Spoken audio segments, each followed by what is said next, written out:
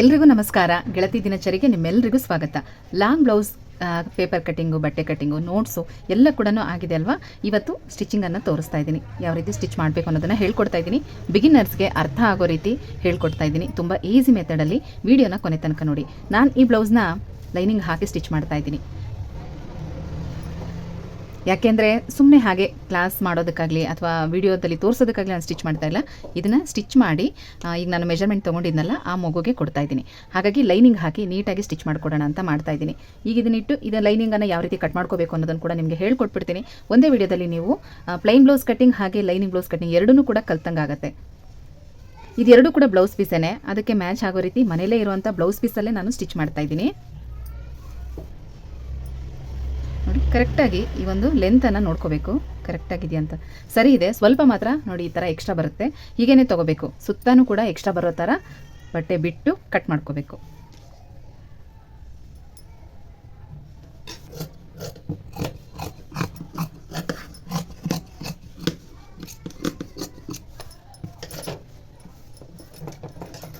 Shoulder ಕೂಡ open ಮಾಡ್ಕೋತಾ ಇದ್ದೀನಿ.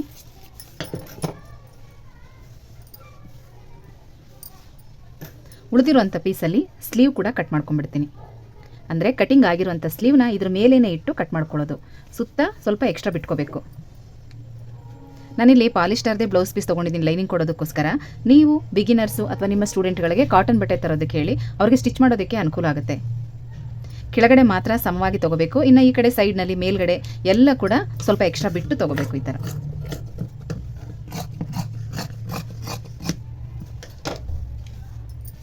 ಈಗ ನೋಡಿ,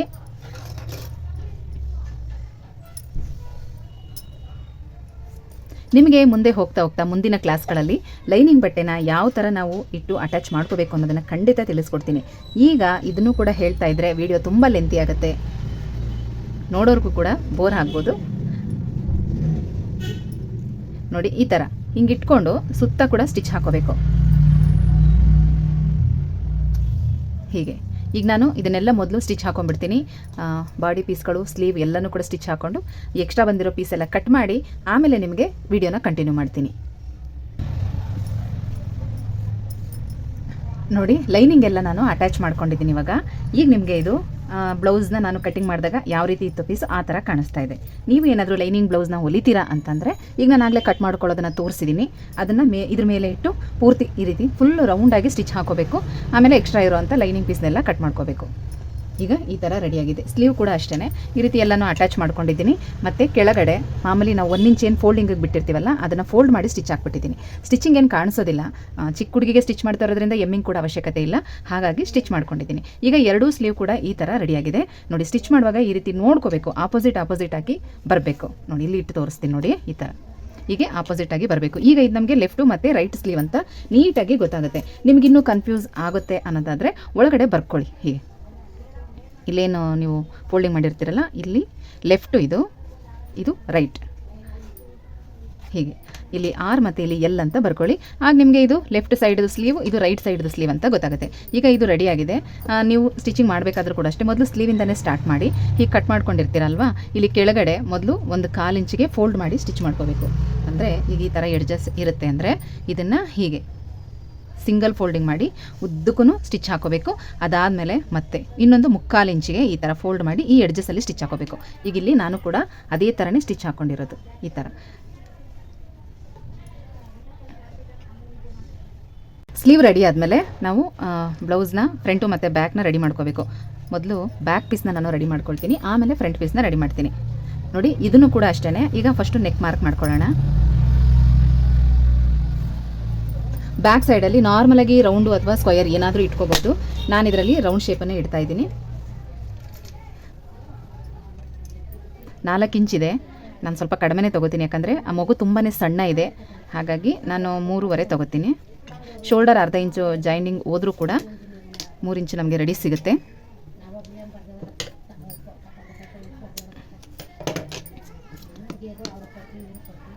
ಸ್ಕೇಲಲ್ಲೇ ಲೈನ್ ಹಾಕ್ಕೊಂಡು ರೌಂಡ್ ಶೇಪ್ನ ಹಾಕೋಬೇಕು.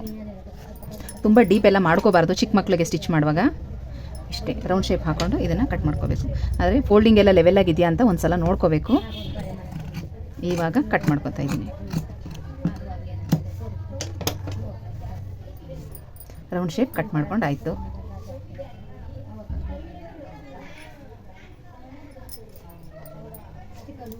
ಮತ್ತೆ ನೋಡಿ ಇವಾಗ ಡಾಟ್ಸ್ಗೂ ಕೂಡ ಹಾಗೆ ಮಾರ್ಕ್ ಮಾಡ್ಕೋಬೇಕು. ಉಲ್ಟಾಯಿಂದ ಈ ಥರ ಫೋಲ್ಡ್ ಮಾಡಿಕೊಂಡು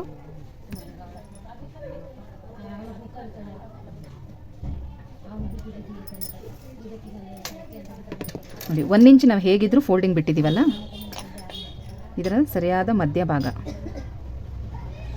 7 ಇಂಚಿದೆ, ಮಧ್ಯ 3.5, ಇಲ್ಲಿಂದ 2 ಇಂಚನ್ನು ಬಿಟ್ಟು ಮೇಲಕ್ಕೆ 5 ಇಂಚು ಹೀಗೆ.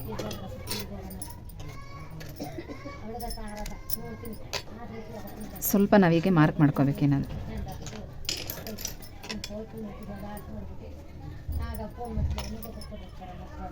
ನೋಡಿ ಈ ಥರ.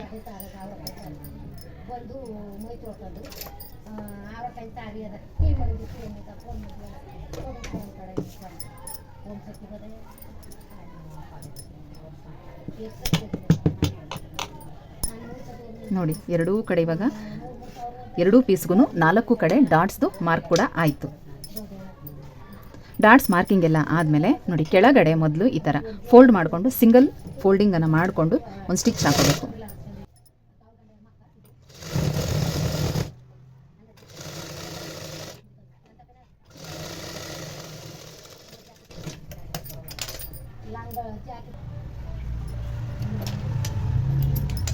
ನೋಡಿ ಇದು 1/4 ಇಂಚಷ್ಟು ಅಥವಾ ಒಂದು 2 ಪಾಯಿಂಟಷ್ಟು ಫೋಲ್ಡಿಂಗ್ ಮಾಡಿ ಸ್ಟಿಚ್ ಮಾಡ್ಕೋಬೇಕು.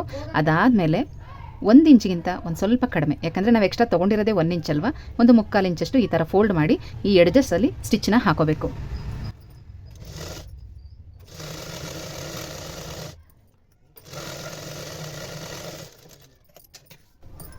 ನೋಡಿ ಈ ಥರ ಸ್ಟಿಚಿಂಗ್ ಆದಮೇಲೆ ಡಾಟ್ಸ್ನೂ ಕೂಡ ನೀವು ಇವಾಗಲೇ ಹಿಡ್ಕೋಬೋದು. ಹೀಗೆ ನೋಡಿ ಈ ಡಾಟ್ಸ್ ಹಿಡಿಯುವಾಗ ಈಗ ನಾನು ಅಂದಾಜು ಮೇಲೆ ಇದನ್ನು 5 ಇಂಚ್ ತೊಗೊಂಡಿದ್ದೀನಿ, ಬೇಕಿದ್ರೆ ಇನ್ನೊಂದು ಸ್ವಲ್ಪ ಮೇಲ್ ಕೂಡ ತೊಗೋಬೋದು. ನಾವು ಬ್ಲೌಸ್ ಲೆಂತನ್ನ ನೋಡಿ ತೊಗೋಬೇಕಾಗತ್ತೆ. ನಾನು ಕೂಡ ಒಂದು ಅರ್ಧ ಇಂಚು ಮೇಲ್ಗಡೆ ತೊಗೋತಾ ಇದ್ದೀನಿ. ಈ ಥರ ಇಲ್ಲಿ ಮಧ್ಯಕ್ಕೆ ಬರುವಾಗ ನೋಡಿ ಇಲ್ಲಿಂದ ಸ್ವಲ್ಪ ಕಡಿಮೆ ತೊಗೋಬೇಕು, ಇಲ್ಲಿ ಮಧ್ಯಕ್ಕೆ ಈ ಬೆರಳು ಇಟ್ಕೊಂಡು ಸ್ವಲ್ಪ ಇದನ್ನು ಹಿಂಗೆ ಎಳ್ಕೋಬೇಕು ಈ ಥರ. ಆಮೇಲೆ ಮತ್ತೆ ಅದು ಸ್ವಲ್ಪ ಕಡಿಮೆಗೇ ಹೋಗಬೇಕು. ನೋಡಿ ಈ ಥರ ಬರಬೇಕು, ಮಧ್ಯದಲ್ಲಿ ಜಾಸ್ತಿ ಆ ಕಡೆ ಈ ಕಡೆ ಕಡಿಮೆ. ಈ ಥರ ಬಂದರೆ ಡಾಟ್ಸ್ ತುಂಬ ಚೆನ್ನಾಗಿ ಕೂತ್ಕೊಳ್ಳುತ್ತೆ, ಅಂದರೆ ಸೊಂಟದ ಶೇಪ್ ಚೆನ್ನಾಗಿ ಬರುತ್ತೆ.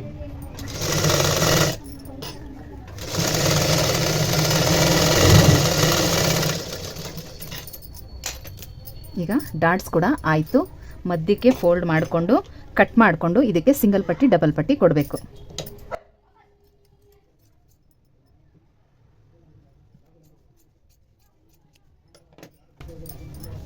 ನೋಡಿ ಈಗ ಇದಕ್ಕೆ ಸಿಂಗಲ್ ಪಟ್ಟಿ ಡಬಲ್ ಪಟ್ಟಿ ಕೊಡಬೇಕು. ಇದು ನಾವು ಹಾರ್ಮಲ್ ಶೇಪ್ ಕಟ್ ಮಾಡಿರ್ತೀವಲ್ಲ ಆ ಭಾಗ, ಇದು ನಮಗೆ ಸಿಂಗಲ್ ಪಟ್ಟಿ ಡಬಲ್ ಪಟ್ಟಿ ಕೊಡೋದಕ್ಕೆ ಯೂಸ್ ಆಗುತ್ತೆ. ಸಿಂಗಲ್ ಪಟ್ಟಿಗೆ ನಮಗೆ 1.5 ಇಂಚ್ ಆಗಲೇಬೇಕು, ಡಬಲ್ ಪಟ್ಟಿಗೆ ಒಂದು 2 ಇಂಚ್ ಆದರೂ ಬೇಕೇ ಬೇಕು, 2 ಅಥವಾ 2.5 ಇಂಚ್ ಅಂತೂ ಬೇಕೇ ಬೇಕು. ನೀವು ಅದನ್ನ ನೀಟಾಗಿ ಪಟ್ಟಿ ಥರನಾದರೂ ಕಟ್ ಮಾಡ್ಕೋಬೋದು. ಈಗ ನಮಗೆ ಸ್ವಲ್ಪ ಒಂದು ಎಕ್ಸ್ಪೀರಿಯನ್ಸ್ ಇರೋದ್ರಿಂದ ಈ ಥರ ಪೀಸ್ಗಳಿದ್ರೂ ಕೂಡ ಅದರಲ್ಲಿ ನಾನು ಅಡ್ಜಸ್ಟ್ ಮಾಡ್ತೀನಿ. ಈಗ ನಾನು ಮೊದಲು ಡಬಲ್ ಪಟ್ಟಿ ಕೊಡ್ತೀನಿ. ನೋಡಿ ಇದನ್ನು ಮೇಲ್ಗಡೆಯಿಂದ ಈ ಥರ ಇಟ್ಕೋಬೇಕು, ಮೇಲ್ಗಡೆಯಿಂದನೇ. ಮತ್ತು ಈ ನೆಕ್ ಶೇಪ್ ಇದೆಯಲ್ಲ ಅದಕ್ಕಿಂತ ಮೇಲೆ ಒಂದು ಅರ್ಧ ಇಂಚು ಅಥವಾ ಅದಕ್ಕಿಂತ ಸ್ವಲ್ಪ ಜಾಸ್ತಿ ಬಟ್ಟೆ ಬಿಟ್ಕೋಬೇಕು. ಮತ್ತು ಕೆಳಗಡೆಗೂ ಕೂಡ ಅಷ್ಟೇ, ಮೇಲ್ಗಡೆ ಒಂದು ಅರ್ಧ ಇಂಚು, ಕೆಳಗಡೆ 1 ಇಂಚು ಎಕ್ಸ್ಟ್ರಾ ಬಿಟ್ಟರೆ ಸಾಕಾಗುತ್ತೆ. ಈ ಥರ ಇಟ್ಟು ಟೆನ್ಷನ್ ಗ್ಯಾಪಲ್ಲಿ ಹೀಗೆ ಒಂದು ಸ್ಟ್ರೈಟಾಗಿ ಸ್ಟಿಚ್ ಹಾಕ್ಕೊಂಡು ಹೋಗ್ಬೇಕು.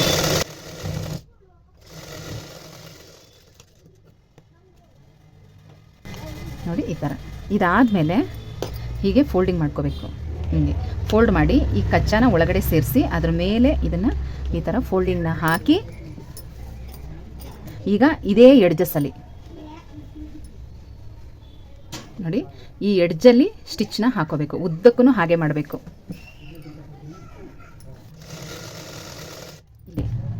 ಮುಕ್ಕಾಲು ಭಾಗದಷ್ಟು ಸ್ಟಿಚ್ ಹಾಕೊಂಡಾದ್ಮೇಲೆ ಇಲ್ಲಿ ಕೆಳಗಡೆ ನಾವೇನು ಎಕ್ಸ್ಟ್ರಾ ಬಟ್ಟೆ ಬಿಟ್ಟಿರ್ತೀವಲ್ಲ ಅದನ್ನು ಒಳಗಡೆಗೆ ಫೋಲ್ಡ್ ಮಾಡ್ಕೋಬೇಕು.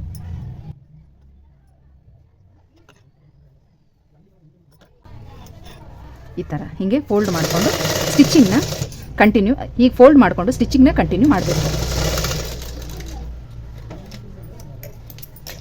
ನೋಡಿ ಈಗ ಈ ನೆಕ್ ಶೇಪ್ ಲೆವೆಲ್ಗೆ ಎಕ್ಸ್ಟ್ರಾ ಬಂದಿರೋ ಪಟ್ಟಿ ಪೀಸ್ನ ಕಟ್ ಮಾಡಬೇಕು ಈ ಥರ. ಇವಾಗ ನೋಡಿ ಇಲ್ಲಿ ಸ್ಟಿಚ್ ಹಾಕಿದ್ದೀನಲ್ವಾ, ಇನ್ನು ಒಂದು ಟೆನ್ಷನ್ ಗ್ಯಾಪಲ್ಲಿ ಮತ್ತೆ ಇಲ್ಲಿ ಒಂದು ಸ್ಟಿಚ್ನ ಹಾಕೋಬೇಕು ಈ ಥರ.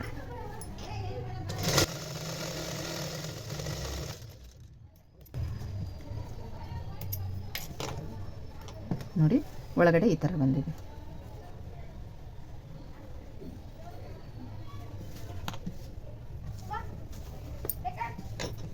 ಒಂದೂವರೆ ಇಂಚಿಗೆ ಒಂದು ಪಟ್ಟಿನ ಕಟ್ ಮಾಡ್ಕೋಬೇಕು. ಅದನ್ನು ಈ ಥರ ನೋಡಿ ಬಾಡಿ ಪೀಸ್ನ ಕೆಳಗಡೆ ಇಟ್ಕೊಂಡು 1/4 ಇಂಚ್ ಗ್ಯಾಪಲ್ಲಿ ಸ್ಟಿಚ್ನ ಹಾಕೋಬೇಕು. ಮೇಲೆ ಕೆಳಗೆ ಒಂದು ಅರ್ಧ ಇಂಚ್ ಅಥವಾ 1 ಇಂಚು ಪಟ್ಟಿನ ಎಕ್ಸ್ಟ್ರಾ ತೊಗೊಂಡ್ರೆ ಸಾಕು. ಮತ್ತು ಅದನ್ನು ಈ ಕಡೆಗೆ ತಿರುಗಿಸಿ ಕಚ್ಚಾ ಮತ್ತು ಆ ಪಟ್ಟಿ ಪೀಸ್ ಎರಡನ್ನೂ ತಿರುಗಿಸಿ ಅದ್ರ ಮೇಲೆ ಕಿನಾರಿ ಹಾಕೋಬೇಕು. ಸಿಂಗಲ್ ಪಟ್ಟಿ ಕೂಡ ಈ ರೀತಿ ಅಟ್ಯಾಚ್ ಮಾಡಿಕೊಂಡು ಕಿನಾರಿ ಸ್ಟಿಚ್ ಹಾಕೋಬೇಕು. ನೋಡಿ ಈ ಥರ ಕಾಣಿಸ್ತಾ ಇದೆಯಾ? ಈ ಥರ ಈ ಎಡ್ಜಸ್ಸಲ್ಲಿ ಕಿನಾರಿ ಸ್ಟಿಚ್ ಹಾಕೋಬೇಕು. ಅದಾದಮೇಲೆ ಕರೆಕ್ಟಾಗಿ ಒಂದು 3/4 ಇಂಚು ಬರೋ ಅಷ್ಟು ಫೋಲ್ಡಿಂಗನ್ನು ಮಾಡ್ಕೋಬೇಕು. ಈ ಥರ ತುಂಬ ಅಗಲನೂ ಇರಬಾರ್ದು, ತುಂಬ ಚಿಕ್ಕದಾಗೂ ಇರಬಾರ್ದು. 3/4 ಇಂಚು ಬಂದರೆ ಸಾಕು. ಎಡ್ಜಸ್ಸಲ್ಲಿ ಈ ಥರ ಸ್ಟಿಚ್ನ ಹಾಕೋಬೇಕು. 3/4 ಭಾಗ ಸ್ಟಿಚಿಂಗ್ ಬಂದಮೇಲೆ ಕೆಳಗಡೆ ಇರೋದನ್ನು ಈ ಥರ ಪಟ್ಟಿನ ಫೋಲ್ಡ್ ಮಾಡ್ಕೋಬೇಕು.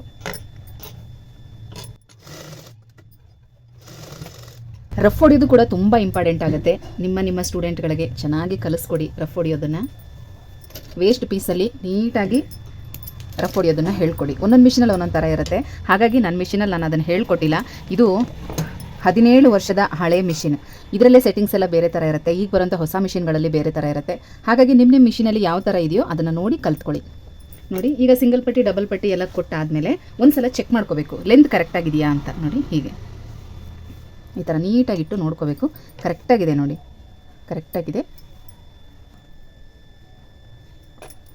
ಕರೆಕ್ಟಾಗಿದೆ ನೋಡಿ. ರೌಂಡ್ ಶೇಪ್ ಕೂಡ ಕರೆಕ್ಟಾಗಿ ಕಾಣಿಸ್ತಾ ಇದೆ. ಬ್ಯಾಕ್ ಪಾರ್ಟ್ ಈಗ ರೆಡಿ ಆಯಿತು.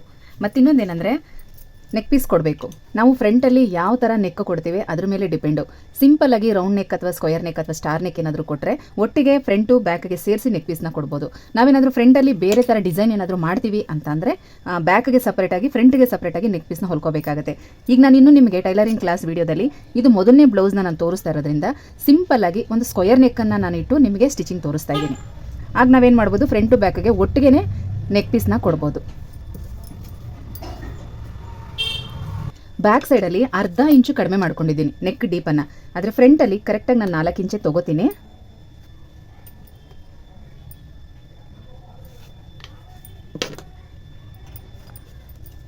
ಸ್ಕ್ವಯರ್ ನೆಕ್ ಆಗಿರೋದ್ರಿಂದ ಇಷ್ಟೇನೆ ನೆಕ್ ಶೇಪು.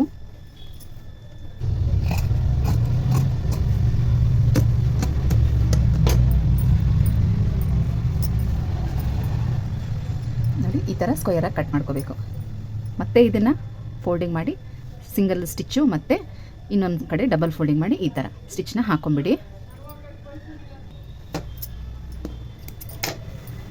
ನೋಡಿ ಈ ಥರ ಸ್ಟಿಚಿಂಗ್ ಆದಮೇಲೆ ಈಗ ಎರಡೂ ಕಡೆ ಕೂಡ ಡಾಟ್ಸ್ನು ಹಿಡ್ಕೋಬೇಕು.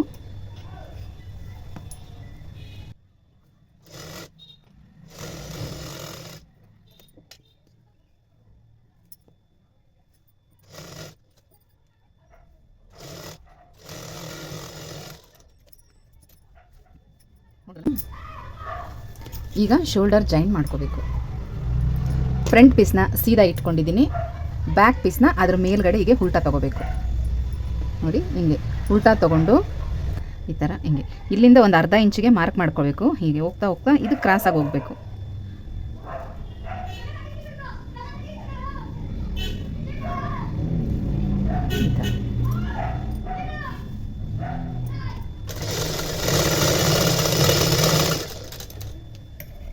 ಇದ್ರ ಮೇಲೆ ಡಬಲ್ ಸ್ಟಿಚ್ ಹಾಕೋಬೇಕು.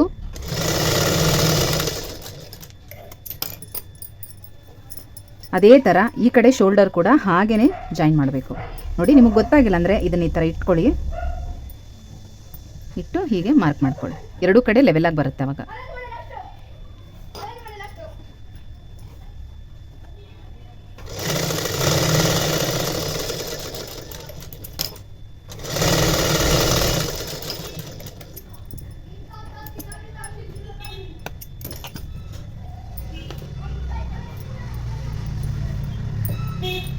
ಥರ ಆಯಿತು.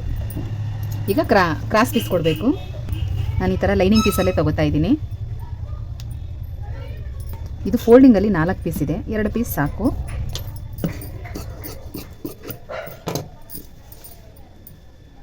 ನೋಡಿ ಈ ಥರ ಇಟ್ಕೊಂಡ್ರೆ ಇದು ನಮಗೆ ಸ್ಟ್ರೈಟು. ಇದನ್ನು ಹೀಗೆ ಕ್ರಾಸಾಗಿ ಕಟ್ ಮಾಡ್ಕೋಬೇಕು. ನಿಮಗೆ ಗೊತ್ತಾಗಲ್ಲ ಕ್ರಾಸಾಗಿ ಕಟ್ ಮಾಡೋದಕ್ಕೆ ಲೆವೆಲ್ ಬರಲ್ಲ ಅಂದರೆ ನೀವು ಸ್ಕೇಲಲ್ಲಿ ಲೈನ್ ಹಾಕ್ಕೊಂಡು ಕಟ್ ಮಾಡ್ಬೋದು. ಅಗಲ 1 ಇಂಚ್ ಇದ್ರೆ ಸಾಕು, ಉದ್ದ ಒಂದು ಅಂದಾಜ್ ಮೇಲೆ ತೊಗೋಬೇಕು. ಇಷ್ಟೇ ಪಟ್ಟಿ ಬೇಕಾಗುತ್ತೆ ಅಂತ ಹೇಳೋಕ್ಕಾಗಲ್ಲ. ಹಾಗಾಗಿ ಈಗ ನೋಡಿ ಈ ಥರದ್ದು 2 ಪೀಸ್ ತೊಗೊಂಡಿದ್ದೀನಿ, ಇದೇ ಸಾಕಾಗುತ್ತೆ. ಇನ್ನು ಸ್ವಲ್ಪ ಡೀಪ್ ಜಾಸ್ತಿ ಇದ್ದರೆ ಇನ್ನೊಂದು 2 ಪೀಸ್ನ ಕಟ್ ಮಾಡ್ಕೋಬೋದು. ಇದು ತುಂಬ ಚಿಕ್ಕದಾಗಿರೋದ್ರಿಂದ ಇಷ್ಟೇ ಸಾಕಾಗುತ್ತೆ. ನೋಡಿ ಈ ಥರ ಪಟ್ಟಿ ಆಪೋಸಿಟ್ ತೊಗೋಬೇಕು, ಹೀಗೆ ಇಟ್ಕೋಬೇಕು. ಒಂದು ಟೆನ್ಷನ್ ಗ್ಯಾಪಲ್ಲಿ ಸ್ಟಿಚ್ ಮಾಡ್ಕೋಬೇಕು. ನೋಡಿ ಜಾಯಿನ್ ಆಯಿತು. ಇವಾಗ ಇದನ್ನು ಈ ಥರ ಫೋಲ್ಡ್ ಮಾಡಿ ಈ ಎಡ್ಜ್ಗೆ ಇನ್ನೊಂದು ಸ್ಟಿಚ್ ಹಾಕೋಬೇಕು.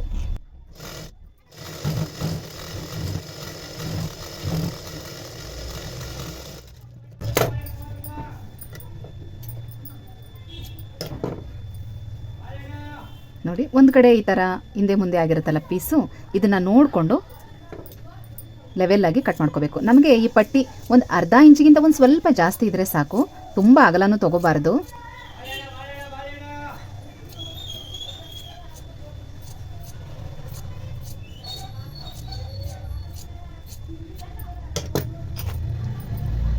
ನೋಡಿ ಇಷ್ಟು ಲೆವೆಲ್ ಮಾಡಿಕೊಂಡ್ರೆ ಸಾಕು.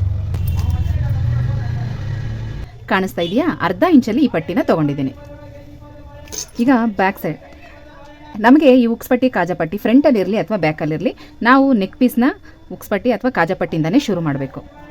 ನೋಡಿ ಈ ಥರ ಇಟ್ಕೋಬೇಕು. ಒಂದು ಟೆನ್ಷನ್ ಗ್ಯಾಪಲ್ಲಿ ಸ್ಟಿಚ್ ಮಾಡ್ತಾ ಹೋಗಬೇಕು. ನೋಡಿ ಯಾವುದೇ ಕಾರಣಕ್ಕೂ ಈ ಪಟ್ಟಿಗಳನ್ನ ಹೊಲಿವಾಗ ಹಿಂಗೆ ಎಳಿಬಾರ್ದು. ಅದು ಪೈಪಿಂಗಿಗೆ ಮಾತ್ರ ನಾವು ಆ ಥರ ಕೊಡಬೇಕು. ಎಮ್ಮಿಂಗಿಗೆ ಕೊಡುವಾಗ ಎರಡೂ ಫ್ರೀಯಾಗೇ ಬಿಡಬೇಕು. ಬಾಡಿ ಪೀಸ್ ಆಗಿರಲಿ ಪಟ್ಟಿ ಪೀಸ್ ಆಗಿರಲಿ, ಅಂದರೆ ಕ್ರಾಸ್ ಪಟ್ಟಿ ಪೀಸ್ ನೆಕ್ ಪೀಸ್ ಆಗಿರಲಿ ಅಥವಾ ಬಾಡಿ ಪೀಸ್ ಆಗಿರಲಿ, ಎರಡೂ ಕೂಡ ಈಕ್ವಲ್ ಆಗಿ ಫ್ರೀಯಾಗೇ ಕೊಡಬೇಕು. ಯಾವುದನ್ನು ಎಳಿಬಾರ್ದು. ನಾವು ಎಳೆದು ಸ್ಟಿಚ್ ಮಾಡಿದ್ರೆ ಏನಾಗುತ್ತೆ, ಎಮ್ಮಿಂಗ್ ಮಾಡಿದಾಗ ಫಿನಿಶಿಂಗ್ ನೀಟಾಗಿ ಬರೋದಿಲ್ಲ. ಇದನ್ನು ಕೂಡ ನೆನ್ಪಿಟ್ಕೊಳ್ಳಿ. ನೋಡಿ ಈ ಮೂಲೆ ಹತ್ರ ಬಂದಾಗ ಈ ಪೀಸ್ನ ಹೀಗೆ ಕಾಣಿಸ್ತಾ ಇದೆಯಾ? ಈ ಥರ ಈ ಮೂಲೆ ಹತ್ರ ಬಂದಾಗ ಹೀಗೆ ಈ ಥರ ಕೊಡಬೇಕು.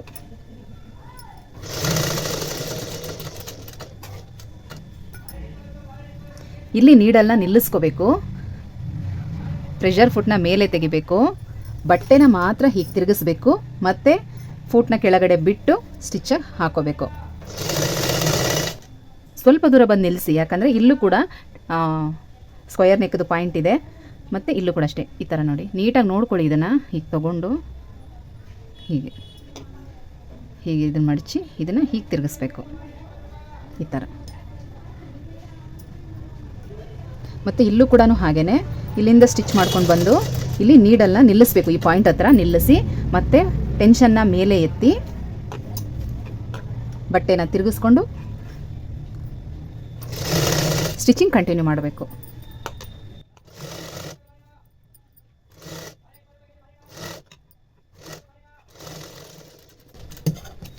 ಈಗ ಫ್ರಂಟು ಬ್ಯಾಕು ನೆಕ್ ಕಂಪ್ಲೀಟ್ ಆಯಿತು.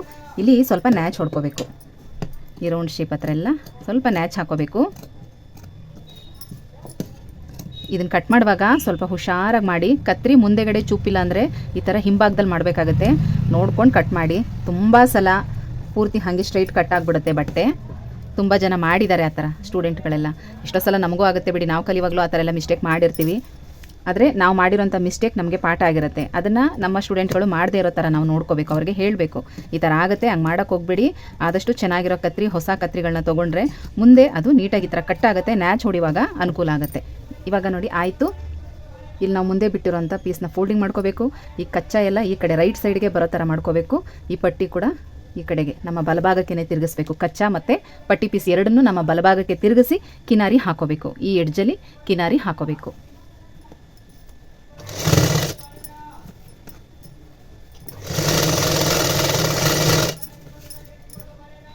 ನೋಡಿ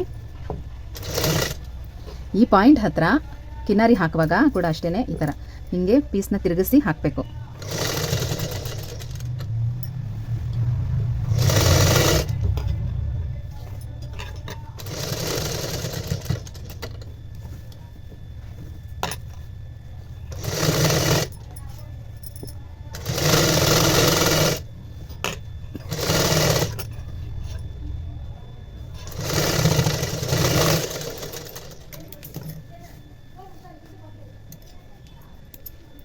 ನಾನು ಇದನ್ನು ಕೂಡ ಎಮ್ಮಿಂಗಿಗೇನು ಬಿಡೋದಿಲ್ಲ, ಹಾಗೆ ಸ್ಟಿಚ್ ಹಾಕ್ಬಿಡ್ತೀನಿ ನೋಡಿ. ಈ ಥರ ಹಿಂಗೆ ಫೋಲ್ಡ್ ಮಾಡಿಕೊಂಡು ಈ ಕಡೆ ಒಂದು ಟೆನ್ಷನ್ ಗ್ಯಾಪಲ್ಲಿ ಸ್ಟಿಚ್ ಹಾಕೋಬೋದು, ಚೆನ್ನಾಗಿ ಕಾಣಿಸುತ್ತೆ.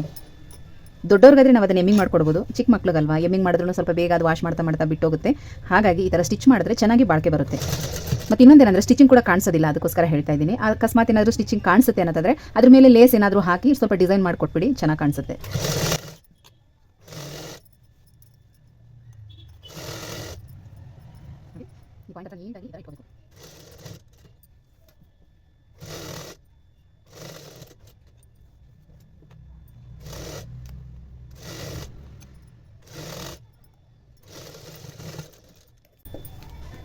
ನೋಡಿ ಒಳಗಡೆ ಯಾವ ಥರ ಸ್ಟಿಚ್ ಬಂದಿದೆ ಅಂತ, ಹೊರಗಡೆ ನೋಡಿ ಯಾವ ಥರ ಸ್ವಲ್ಪ ಕೂಡ ಕಾಣಿಸಲ್ಲ ನೋಡಿ. ಸ್ಟಿಚಿಂಗ್ ಕೂಡ ಸ್ವಲ್ಪನೂ ಕಾಣಿಸ್ತಾ ಇಲ್ಲ. ಮತ್ತು ಸ್ಕ್ವಯರ್ ನೆಕ್ ಯಾವ ಥರ ಬಂದಿದೆ ಅಂತ ತೋರಿಸ್ತೀನಿ ನೋಡಿ.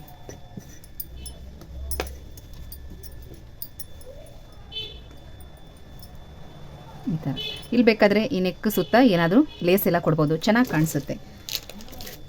ಅಥವಾ ಈ ಥರ ಸ್ಟೋನ್ ಲೇಸ್ ಏನಾದರೂ ಇದ್ದರೆ ಅದನ್ನು ಕೂಡ ಹೀಗೆ ಕೊಡ್ಬೋದು, ತುಂಬ ಗ್ರ್ಯಾಂಡಾಗಿ ಕಾಣಿಸುತ್ತೆ. ಇದನ್ನು ಕಟ್ ಮಾಡಿ ಜಾಯಿನ್ ಮಾಡಬೇಕು, ತೋರಿಸ್ತೀನಿ ನಿಮ್ಗೆ ಅದನ್ನು ಕೂಡ ಯಾವ ಥರ ಕೊಡೋದು ಅಂತ. ಫುಲ್ ಫಿನಿಶಿಂಗ್ ಆದಮೇಲೆ ಕೂಡ ನಾವು ಕೊಡ್ಬೋದು ಅದನ್ನು. ಈ ಥರ ಬರುತ್ತೆ, ಚೆನ್ನಾಗಿ ಕಾಣಿಸುತ್ತೆ. ಈಗ ಸ್ಲೀವ್ ಜಾಯಿನ್ ಮಾಡ್ಕೊಳ್ಳೋಣ. ಸ್ಲೀವ್ ಕೂಡ ರೆಡಿಯಾಗಿದೆ, ಫಿನಿಶಿಂಗ್ ಆಗಿದೆ ನೋಡಿ. ಇಲ್ಲಿ 6 ಅಂತ ಬರೆದಿದ್ದೀನಿ, ಅಂದರೆ ಇದು ರೈಟ್ ಸೈಡ್ಗೆ ಈ ಥರ ಬರುತ್ತೆ. ಇದು ಫ್ರಂಟ್ ಶೇಪು ಮತ್ತು ಇದು ಬ್ಯಾಕ್ ಶೇಪ್. ಇಲ್ಲಿ ನ್ಯಾಚ್ ಹೊಡೆದಿದ್ದೀನಲ್ಲ, ಗೊತ್ತಾಗುತ್ತೆ ಇದೇ ಫ್ರಂಟ್ಗೆ ಅಂತ. ಮತ್ತು ಇದು ಸೆಂಟ್ರ್ ನ್ಯಾಚು. ಇದು ಕರೆಕ್ಟಾಗಿ ನಮಗೆ ಈ ಶೋಲ್ಡ್ರ್ ಜಾಯಿನ್ ಹತ್ರ ಕೂತ್ಕೋಬೇಕು. ಹೀಗೆ ಕಾಣಿಸ್ತಾ ಇದೆಯಾ? ಹೀಗೆ ಇಲ್ಲಿಂದ ಇದನ್ನು ಹೀಗೆ ಮೆಜರ್ಮೆಂಟ್ ನೋಡ್ಕೋಬೇಕು ನಾವು, ಕರೆಕ್ಟಾಗಿ ಬರ್ತಾ ಇದೆಯಾ ನೋಡಿ. ಈ ಪಾಯಿಂಟು ಕರೆಕ್ಟಾಗಿ ಸೇರುತ್ತಾ ಅಂತ ನೋಡ್ಕೋಬೇಕು. ಇದು ನಮಗೆ ಹಾರ್ಮಲ್ದು ರೆಡಿ ಪಾಯಿಂಟ್. ಕಂಕುಳಿನ ಸುತ್ತಳತೆ ನೋಡಿ ನಾವು ಪಾಯಿಂಟ್ ಮಾಡಿರ್ತೀವಲ್ಲ, ಆ ಮಾರ್ಕಿಂಗ್ ಇದು. ಇದು ಬಂದು ಎದೆಯ ಸುತ್ತಳತೆ ನೋಡಿ ನಾವು ಮಾರ್ಕ್ ಮಾಡಿರ್ತೀವಲ್ವ, ಆ ಪಾಯಿಂಟ್ ಇದು. ಇದೆರಡು ಕೂಡ ಕರೆಕ್ಟ್ ಬರಬೇಕು ನೋಡಿ. ಈ ಥರ ನಾವು ಶೋಲ್ಡರಿಂದ ಇಟ್ಕೊಂಡು ನೋಡುವಾಗ ಇದೆರಡು ಕೂಡ ಕರೆಕ್ಟಾಗಿ ಬರಬೇಕು. ಇದ್ರ ಬಗ್ಗೆ ತಲೆ ಕೆಡಿಸ್ಕೋಬೇಡಿ, ಯಾಕಂದರೆ ನಾವು ಕಚ್ಚಾ ಬಿಟ್ಟಿರ್ತೀವಲ್ಲ ಆ ಪೀಸು ಕೆಲವೊಂದು ಸಲ ಸ್ಲೀವ್ ಎಕ್ಸ್ಟ್ರಾ ಬಂದ್ಬಿಡುತ್ತೆ, ಕೆಲವೊಂದು ಸಲ ಬಾಡಿ ಪೀಸ್ ಎಕ್ಸ್ಟ್ರಾ ಬಂದ್ಬಿಡುತ್ತೆ. ಅದೇನು ಪರವಾಗಿಲ್ಲ, ನಮಗೆ ಮೇಯ್ನಾಗಿ ಇದೇ ಬೇಕಾಗಿರೋದು. ಈ 2 ಪಾಯಿಂಟ್ ಕರೆಕ್ಟಾಗಿ ಸೇರಬೇಕು, ಆವಾಗ ನಾವು ಕಟಿಂಗ್ ಕರೆಕ್ಟಾಗಿ ಮಾಡಿದ್ದೀವಿ ಅಂತಲೇ ಅರ್ಥ. ಈಗ ಬನ್ನಿ ಸ್ಲೀವ್ ಜಾಯಿನನ್ನು ತೋರಿಸ್ತೀನಿ.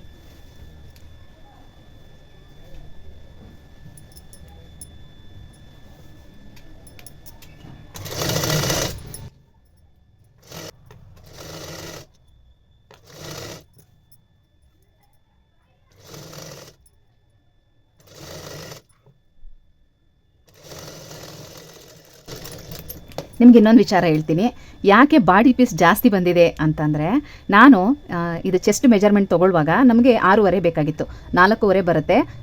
2 ಇಂಚ್ ಎಕ್ಸ್ಟ್ರಾ ಕಚ್ಚಾಗೋಸ್ಕರ ಬಿಟ್ಟರು 6.5 ಬರುತ್ತೆ. ನಾನೇನು ಹೇಳಿದ್ದೆ, ಬೇಕಾದರೆ ನೀವು ಅದನ್ನು ಬಟ್ಟೆ ಕಟಿಂಗ್ ಅಥವಾ ಪೇಪರ್ ಕಟಿಂಗಲ್ಲಿ ಚೆಕ್ ಮಾಡಿ. ನಾನು 7 ಇಂಚ್ ತೊಗೋತೀನಿ, ಸ್ವಲ್ಪ ಕಚ್ಚಾ ಜಾಸ್ತಿ ಬಿಟ್ಟರೆ ಮತ್ತೆ ಮಗುಗೆ, ಬೆಳೆಯೋ ಮಗುಗೆ ಸ್ಟಿಚ್ ಬಿಚ್ಕೊಂಡು ಸ್ಟಿಚ್ ಹಾಕೊಳ್ಳೋದಕ್ಕೆ ಅವ್ರಿಗೆ ಸರಿ ಹೋಗುತ್ತೆ, ಒಳಗಡೆ ಕಚ್ಚಾ ಜಾಸ್ತಿ ಇರಲಿ ಅಂತ ನಾನು 7 ಇಂಚ್ ತೊಗೋತೀನಿ ಅಂತ ಹೇಳಿದೆ. ಅದೇ ಥರ ಸ್ಲೀವ್ ಕಟಿಂಗ್ ಮಾಡುವಾಗಲೂ ಕೂಡ ನಾನು ಬರೀ 2 ಇಂಚ್ ಜಾಸ್ತಿ ತೊಗೊಂಡಿದ್ದೀನಿ. 2.5 ಇಂಚ್ ನಾನು ಜಾಸ್ತಿ ತೊಗೊಂಡಿದ್ರೆ ಈ ಥರ ಬಾಡಿ ಪೀಸ್ ಎಕ್ಸ್ಟ್ರಾ ಬರ್ತಾ ಇರಲಿಲ್ಲ. ಈ ಪಾಯಿಂಟ್ಗಳನ್ನ ಯಾವಾಗಲೂ ನೆನ್ಪಿಟ್ಕೋಬೇಕು. ಈ ಥರ ಸಣ್ಣ ಪುಟ್ಟ ಮಿಸ್ಟೇಕ್ ಎಲ್ಲರೂ ಮಾಡ್ತಾ ಇರ್ತಾರೆ, ಆದರೆ ಯಾಕೆ ಮಿಸ್ಟೇಕ್ ಆಯಿತು ಅನ್ನೋದನ್ನ ಮರ್ತು ಬಿಡ್ತೀವಿ ಯೋಚನೆ ಮಾಡುವಾಗ. ಆದರೆ ಯಾಕೆ ಮಿಸ್ಟೇಕ್ ಆಯಿತು ಅನ್ನೋದನ್ನ ಮರ್ತು ಬಿಡ್ತೀವಿ. ಕರೆಕ್ಟಾಗಿ ತೊಗೊಂಡಿದ್ನಲ್ಲ, ಇದು ಯಾಕೆ ಜಾಸ್ತಿ ಬಂತು, ಇದು ಯಾಕೆ ಕಡಿಮೆ ಬಂತು ಅನ್ಸುತ್ತೆ. ಈಗ ನಿಮ್ಗೆ ಅರ್ಥ ಆಗಿದೆ ಅಂದ್ಕೊಂಡಿದ್ದೀನಿ. ನಾನು ಚೆಸ್ಟ್ ಮೆಜರ್ಮೆಂಟನ್ನು 1/2 ಇಂಚ್ ಜಾಸ್ತಿ ತೊಗೊಂಡೆ, ಆದರೆ ಸ್ಲೀವ್ ಮೆಜರ್ಮೆಂಟ್ ತೊಗೊಳ್ಳುವಾಗ ಬರೀ 2 ಇಂಚ್ ಮಾತ್ರ ನಾನು ಎಕ್ಸ್ಟ್ರಾ ತೊಗೊಂಡಿದ್ದೀನಿ ಕಚ್ಚಾಗೋಸ್ಕರ. ಹಾಗಾಗಿ ನನಗೆ ಇಲ್ಲಿ ಬಾಡಿ ಪೀಸ್ ಎಕ್ಸ್ಟ್ರಾ ಬಂದಿದೆ. ಈಗ ನಾನು ಏನು ಮಾಡ್ತೀನಿ ಅಂದರೆ, ಸೈಡ್ ಸ್ಟಿಚ್ ಹಾಕ್ಕೊಳ್ಳುವಾಗ ಇದನ್ನು ಹಾಗೆ ಕಟ್ ಮಾಡಿಬಿಡ್ತೀನಿ ಅಷ್ಟೇ. ಇದರಲ್ಲಿ ಡಬಲ್ ಸ್ಟಿಚ್ಚನ್ನು ಹಾಕೋಬೇಕು. ಇದೇ ಥರ 2 ಕಡೆ ಸ್ಲೀವ್ ಕೂಡ ಜಾಯಿನ್ ಮಾಡ್ಕೋಬೇಕು, ಡಬಲ್ ಸ್ಟಿಚ್ ಹಾಕೋಬೇಕು ನೋಡಿ. ಸ್ಲೀವ್ ಜಾಯಿಂಟ್ ಯಾವ ಥರ ಬಂದಿದೆ ಅಂತ ಈಗ 2 ಕಡೆ ಕೂಡ ಜಾಯಿಂಟ್ ಮಾಡ್ಕೊಂಡಿದ್ದೀನಿ. ಈಗ ನಾವು ಸೈಡ್ ಜಾಯಿನ್ ಮಾಡಬೇಕು. ಇದನ್ನು ಬೇಕಾದರೆ ನೀವು ಈಗಲೇ ಕಟ್ ಮಾಡ್ಕೋಬೋದು. ಈ ಕಚ್ಚಾ ಈ ಥರ ಜಾಸ್ತಿ ಬಂದಿದೆಯಲ್ವಾ, ಇದನ್ನು ಬೇಕಾದರೆ ನೀವು ಈಗಲೇ ಕಟ್ ಮಾಡಿ ಲೆವೆಲ್ ಮಾಡ್ಕೋಬೋದು, ಅಥವಾ ಸೈಡ್ ಜಾಯಿನ್ ಎಲ್ಲ ಆದಮೇಲೆ ಕೂಡ ಮಾಡ್ಕೋಬೋದು. ನಿಮಗೆ ಕನ್ಫ್ಯೂಷನ್ ಆಗುತ್ತೆ ಅನ್ನೋದಾದರೆ ಈಗಲೇ ಕಟ್ ಮಾಡ್ಕೊಳ್ಳೋದು ಒಳ್ಳೆಯದು.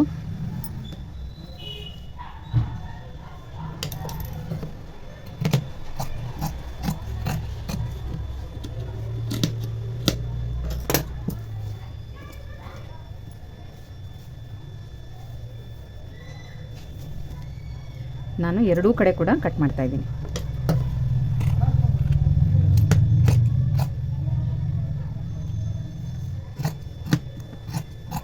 ತುಂಬ ಸಲ ಈ ಥರ ಆಗುತ್ತೆ, ಏನು ಮಾಡೋದಕ್ಕಾಗಲ್ಲ. ಈ ಸೈಡಲ್ಲಿ ಸ್ಪ್ಲಿಟ್ ಮಾಡಿರ್ತಾರೆ, ನಾವು ಚೂಡಿದಾರ್ಗೆಲ್ಲ ಯಾವ ರೀತಿ ಸೈಡ್ ಸ್ಪ್ಲಿಟ್ ಬರುತ್ತೋ ಆ ಥರ ಸ್ಪ್ಲಿಟ್ ಮಾಡಿ ಸ್ಟಿಚ್ ಮಾಡೋದು ತುಂಬ ಚೆನ್ನಾಗಿ ಕಾಣಿಸುತ್ತೆ. ನಿಮಗೂ ಕೂಡ ಅದನ್ನೇ ಹೇಳ್ಕೊಡ್ತೀನಿ.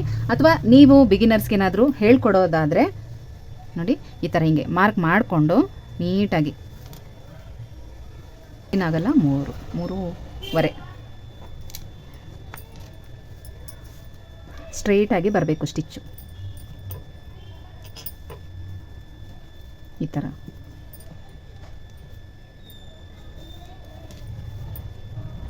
ಇಲ್ಲಿಂದ ಸ್ಟ್ರೈಟಾಗಿ ಸ್ಟಿಚ್ ಹಾಕಿಸಿ 3 ಸ್ಟಿಚ್ ಬರಬೇಕು. ಎರಡೂ ಕಡೆನೂ ಅದೇ ಥರ ಮಾಡಿಸಿ. ನಾನಿಲ್ಲಿ ಸ್ವಲ್ಪ ಸ್ಪ್ಲಿಟ್ ಮಾಡಿ ಹೊಲಿತಾ ಇದ್ದೀನಿ, ಯಾಕಂದರೆ ಇದು ಬೇರೆಯವ್ರಿಗೆ ಕೊಡೋ ಬ್ಲೌಸ್ ಅಲ್ವಾ, ಚೆನ್ನಾಗಿರಲಿ ಅಂತ ಅಷ್ಟೇ. ನೀವು ಸ್ಟೂಡೆಂಟ್ಗಳಿಗೆ ಕಲಿಸೋರಿಗೆ ಈ ಥರ ಮಾಡ್ಬೋದು.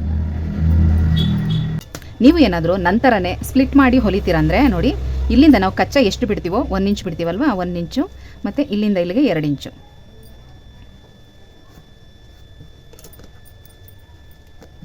ಇಲ್ಲಿಂದ ಸ್ಟಿಚ್ ಹಾಕೋಬೇಕು.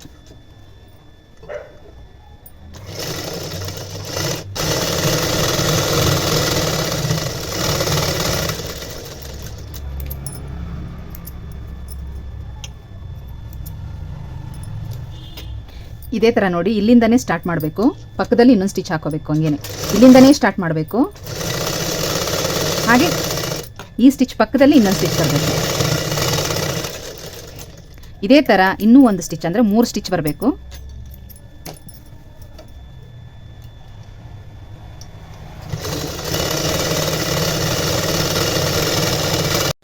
ನೋಡಿ ಇದೇ ಥರ ಈ ಪಾಯಿಂಟಿಂದನೇ ಸ್ಟಿಚ್ ಸ್ಟಾರ್ಟ್ ಮಾಡಬೇಕು. ಈ ಥರ ಪಕ್ಕದಲ್ಲಿ 3 ಸ್ಟಿಚ್ನ ಹಾಕೋಬೇಕು. ಇವಾಗ ನೋಡಿ ಇದನ್ನು ಸ್ಪ್ಲಿಟ್ ಮಾಡಿರ್ತೀವಲ್ಲ, ಅಂದರೆ ಇದನ್ನು ಬಿಟ್ಟು ಹೊಲ್ದಿರ್ತೀವಲ್ಲ, ಇದನ್ನು ಈ ಥರ ಹಿಂಗೆ ಇದನ್ನು ಈ ಕಡೆಗೆ ಮತ್ತು ಇದನ್ನು ಆ ಕಡೆಗೆ ಈ ಥರ ಫೋಲ್ಡ್ ಮಾಡಿ ಸ್ಟಿಚ್ ಮಾಡ್ಕೋಬೇಕು. ಡಬಲ್ ಫೋಲ್ಡಿಂಗ್ ಬರಬೇಕು. ನೋಡಿ ಈಗ ಮೊದಲು ಈ ಕಡೆಗೆ ನಾನು ಹೀಗೆ ಫೋಲ್ಡ್ ಮಾಡ್ತೀನಿ.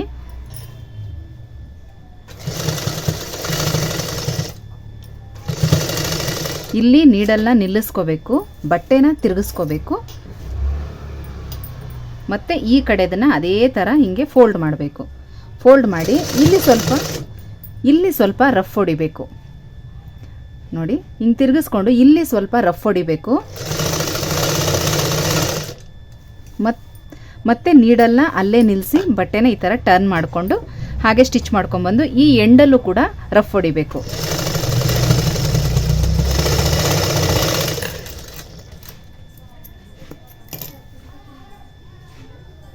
ನೋಡಿದ್ರಲ್ಲ, ಚೂಡಿದಾರ್ಗೂ ಇದೇ ಥರನೇ ಮಾಡೋದು. ನೀವು ಇಲ್ಲಿ ಕಲ್ತ್ರೆ ನೀವು ಚೂಡಿದಾರ್ ಹೊಲಿವಾಗ, ಅಂದರೆ ಚೂಡಿದಾರ್ ಟಾಪ್ ಹೊಲಿವಾಗ ನಿಮಗೆ ಈಸಿ ಆಗುತ್ತೆ.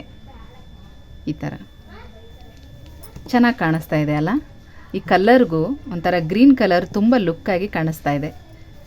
ಈಗ ಒಂದು ಸೈಡ್ ಜಾಯಿನ್ ಮಾಡೋದು ನೀವು ನೋಡಿದ್ರಿ, ಕಲ್ತ್ಕೊಂಡ್ರಿ. ಇನ್ನೊಂದು ಸೈಡ್ ಕೂಡ ಇದೇ ಥರನೇ ಜಾಯಿನ್ ಮಾಡಿಕೊಂಡು ಈ ಸ್ಪ್ಲಿಟ್ಟಿಂಗ್ ಕೂಡ ಇದೇ ಥರನೇ ನೀವು ಸ್ಟಿಚ್ ಮಾಡ್ಕೋಬೇಕು.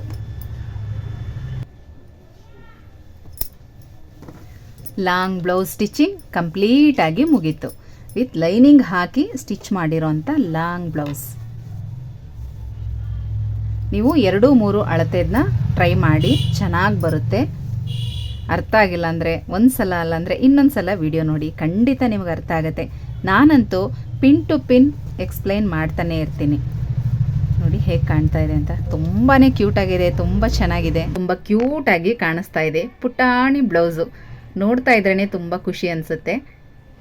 ಈ ಲಂಗ ಬ್ಲೌಸ್ ಎರಡನ್ನೂ ಕೂಡ ಇನ್ನು ಎಮ್ಮಿಂಗೆಲ್ಲ ಆಗಬೇಕು ಮತ್ತು ಓರ್ಲಕ್ ಆಗಬೇಕು. ಈ ಬ್ಲೌಸು ಲಂಗ ಬ್ಲೌಸ್ ಎರಡನ್ನೂ ಕೂಡ ಆ ಮಗುಗೆ ಹಾಕಿ ನಾನು ತೋರಿಸ್ತೀನಿ ನಿಮಗೆ. ಆಗ ನಿಮಗೂ ಒಂದು ಐಡಿಯಾ ಬರುತ್ತೆ ಫಿಟ್ಟಿಂಗ್ ಹೇಗೆ ಕೂತ್ಕೊಳ್ಳುತ್ತೆ, ಮತ್ತು ಲೆಂತ್ ಎಲ್ಲ ನಾವು ಮೆಜರ್ಮೆಂಟ್ ಪ್ರಕಾರ ಕಟಿಂಗ್ ಮಾಡಿರೋದು ಕರೆಕ್ಟಾಗಿ ಬಂದಿದೆಯಾ ಏನು ಅನ್ನೋದೆಲ್ಲ ನಿಮ್ಗೆ ಇನ್ನೂ ಕೂಡ ನೀಟಾಗಿ ಗೊತ್ತಾಗುತ್ತೆ. ಆದಷ್ಟು ಬೇಗ ಆ ವಿಡಿಯೋ ಕೂಡ ಶೇರ್ ಮಾಡ್ತೀನಿ. ಇವತ್ತಿನ ವಿಡಿಯೋ ನಿಮಗೆ ಇಷ್ಟ ಆಗಿದೆ ಅಂತ ತಿಳ್ಕೊಳ್ತಾ ಮತ್ತೆ ಸಿಗ್ತೀನಿ. ಹೋಗಿ ಬರಲಾ?